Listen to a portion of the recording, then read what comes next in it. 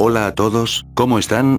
Espero que bien. Bueno, yo soy el gran usuario de Super Knuckles 64, y el día de hoy les traigo la tercera parte de la historia de los videojuegos, una saga que no tuvo el éxito esperado, pero aún así no quiero dejar esta saga en vano. Bueno, en la parte anterior nos quedamos en el año 1978. Pero esta vez volveremos al año 1976, cuando se lanzó la Fairchild Channel F diseñada y fabricada por Fairchild Semiconductor. Fue la segunda consola en usar cartuchos después de la Odyssey nombrada en el video anterior. El sonido se emitía por un altavoz interno. Los mandos eran una especie de palancas. La consola incluía dos juegos, una copia de Pong y Hockey, igual que Pong, pero incluía la capacidad de mover las palas por la pantalla. Y tenía una tecnología algo avanzada para la época, por lo que cuando salió a las ventas tuvo cierta popularidad. Hasta que en 1977 se lanzó la Atari 2600, que venía con mejores gráficas y mejor tecnología, por lo que la Fairchild Channel F fue dejada a un lado. Hola a todos, soy Tails, el asistente de Knuckles, y bueno, Knuckles ya mencionó la consola que voy a hablarles. Así es, la Atari 2600, lanzada en 1977, como ya lo habíamos mencionado, por la misma empresa que fabricó el Pong, Atari. Fue la primera consola en usar cartuchos que logró gran éxito en el mercado, manteniéndose hasta 1983 aproximadamente, el año de la gran crisis, pero aún así siguió produciéndose hasta 1991, o sea, se mantuvo viva durante 14 años.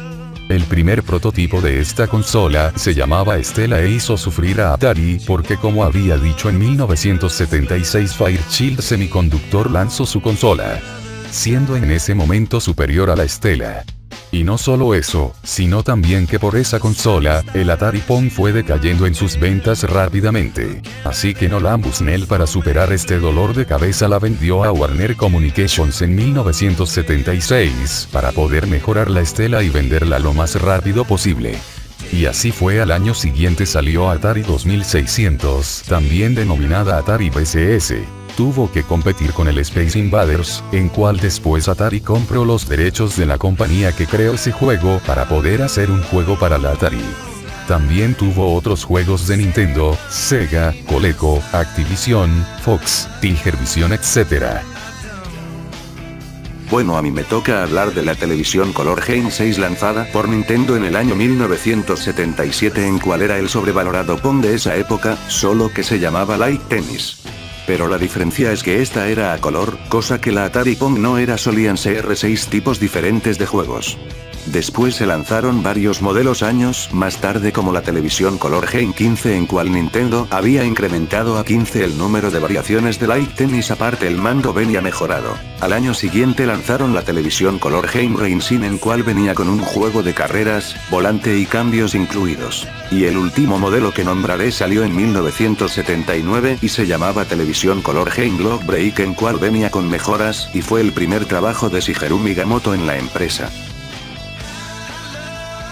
Bueno, no solo hay que hablar de las videoconsolas, sino también de los juegos arcades que fueron furor. En esa época se lanzó un juego que cambiaría los videojuegos para siempre: Space Invaders. Un juego de origen japonés que salió para máquinas arcades en julio del 78. Space Invaders es uno de los primeros juegos matatiros de todos. Y también uno de los más populares, o quizás el más popular. El juego consistía en eliminar a las naves marcianas con un cañón de láser, obteniendo la mayor cantidad de puntos. Había varios niveles hasta llegar a la, como yo le digo, nave nodriza. Este juego se volvió tan popular que los jóvenes empezaron a gastar su dinero en máquinas recreativas, por lo que se volvían adictos y solo se la pasaban en los arcades jugando ese juego. Hasta que salieron las versiones a máquinas caseras, en cual hicieron que varios chicos volvieran a sus casas.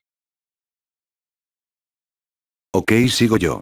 En 1979 la empresa de juguetes Mattel decide meterse en el negocio de las videoconsolas, así que lanza la Intellivision, en cual vendría a competir contra la Atari 2600. Esta consola le hizo la vida difícil a Atari, pero aún así esa empresa supo mantenerse bien en el mercado. El eslogan de su consola era lo más cercano a la vida real por sus gráficos y con mejores audios, inclusive venía con un sintetizador de voz. Una de las ventajas que la hacían superior a las demás consolas es que fue la primera consola de 16 bits, eso explica por qué tenía tan buenos gráficos. Además los joysticks eran más simples, pero venía con un teclado numérico donde podía manejar las opciones complejas.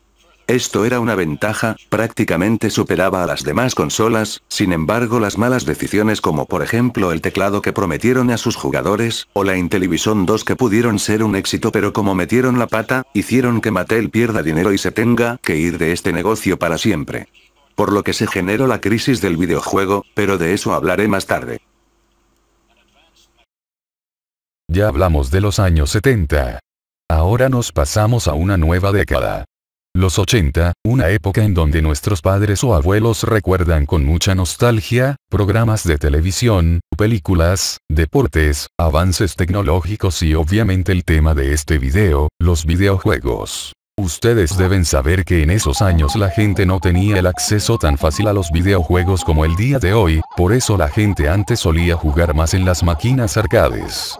Creado Toru Iwatani, el Pac-Man es un clásico en los videojuegos. Según Iwatani, le habían encargado crear un juego que fuera más atractivo para las mujeres, pero este no estaba seguro cómo podía diseñar un juego así, aunque trató de buscar ideas a su alrededor. Este dice que cuando sacó una rebanada de su pizza vio una forma peculiar, así nació Pac-Man. Bueno, todos saben lo que hay que hacer en este jueguito, así que solo dejaré que vean el video por si no saben. Más tarde salieron otros juegos como Señora Pac-Man, Pac-Mania, Pac-Man World, entre muchos juegos más de este carismático personaje. Ok, ahora volvemos a las consolas, ahora les hablaré de la SG-1000, la primera consola de Sega, lanzada en 1981, no tuvo las ventas esperadas y no es tan recordada el día de hoy, es más hay poca información en internet, y si en internet es así, debe costar un chingo encontrar una así en la vida real. Como ven es una consola con cartuchos como las demás de la época.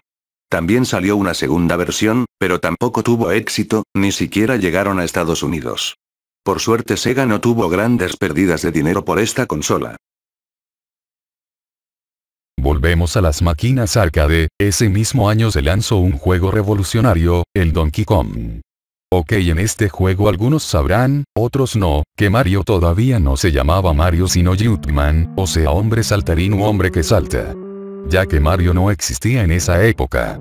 Donkey Kong tiene un aspecto similar a King Kong, hasta las historias se asemejan. En King Kong el gorila lleva a una dama al edificio más alto de Nueva York y en Donkey Kong, el personaje roba a una princesa y la lleva a lo más alto de algo parecido a un laberinto. Y hasta el mismo nombre lo recuerda. Esto le vino un juicio contra Universal City Studios, que por suerte favoreció a Nintendo. Nintendo poco tiempo después vendió la licencia del juego a Coleco para consolas hogareñas. Después de este juego, se creó el Mario Bros. En cual triunfaría como los grandes, siendo una de las sagas más populares de todos los tiempos, todo gracias a este ingenioso y sencillo juego. Si bien la Atari 2600 recibió varios rivales como la Intellivision o los juegos de máquinas arcade, en 1982 Coleco lanzó su segunda consola, mucho mejor que la anterior ya que el Telstar era una copia barata del Pong, en pocas palabras, que fue otro rival en esta guerra de consolas, la ColecoVision. Como mencionamos anteriormente, Coleco obtuvo las licencias de Namco y Nintendo para distribuir Pac-Man y Donkey Kong, por lo que la gente quería jugar a esos juegos que hacían furor.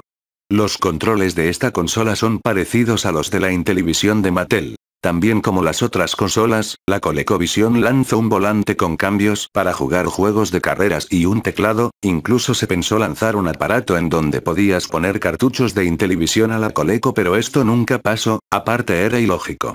Es una de las consolas más recordadas de su época, y también de las más vendidas, logró vender 6 millones de copias en 1984, cuando la consola tuvo que ser descontinuada debido a la crisis del videojuego del 83, en cual afectó a esta empresa.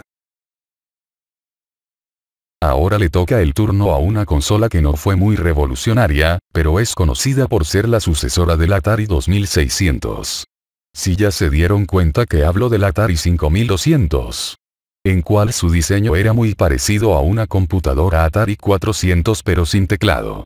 Si bien era mejor que su antecesora ya que contaba con mejores gráficos, en cual parecía que estás jugando en una máquina recreativa y controles analógicos que si bien en la época eran una revolución ya que la palanca se podía girar a 360 grados alrededor y por primera vez en la historia de los juegos se veía el botón de pausa, tenía un gran defecto que complicaba los juegos y es que las palancas no se volvían totalmente al centro. Estos fueron algunos de los defectos que hicieron que no pudiera tener tanta gloria como la Atari 2600. Fue por esto que vendió apenas 1,5 millones de unidades, mucho menos que la ColecoVision y la Intellivision. Ya vamos llegando al final del video, así que hablaré de forma resumida del último tema del video.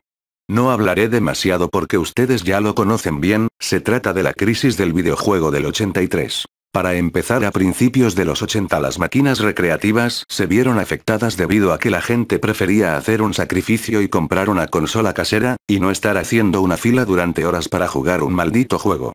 Sin embargo, tiempo después se desarrollaron mejores juegos como un juego de motos diseñado por Sega que hizo que la gente volviera a las arcades, aparte de las decepciones que se llevaron con respecto a las consolas de la época. Después pasamos a los casos de confianza y malas decisiones que tomaron empresas como Atari, que es el ejemplo más claro.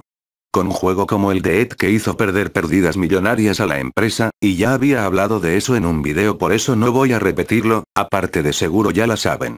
Otro juego fue la versión de Pac-Man para Atari 2600, que también le hizo perder plática a la empresa. La piratería afectó también, aparte que varias empresas muy importantes publicaron juegos que nadie quería comprar. Todo esto hizo que varias empresas se debilitaran y dejaran de tener éxito e incluso dejen de hacer consolas como Coleco o Mattel. Bien, en esa época parecía que los videojuegos iban a decaer y ya no habría más, pero eso no es así, obvio pelotudo, porque si no ahora no jugaríamos nada. Ya eso es todo, y gracias por los 300 suscriptores, wow, cada día voy creciendo más en esta página y bueno, eso es una señal que no estoy haciendo esto en vano, lol, ok, se cuidan y que se pudra Flanders.